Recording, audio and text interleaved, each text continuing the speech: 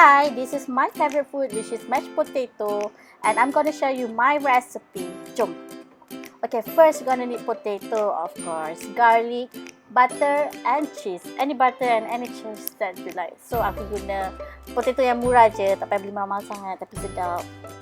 So of course we have to peel off the potato skin first and garlic too, and we boil it in the water. Don't forget to pinch a bit of salt inside the water.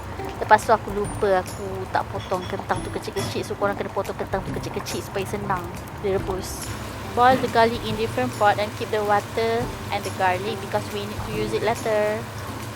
After the potato is cooked, dah lembut, dah senang nak mash, just throw away the water. Make sure the potato is still moist. Take the butter, put as much as you want. Take a little bit of garlic water inside. Jangan banyak sangat, nanti moist sangat. And take the garlic too.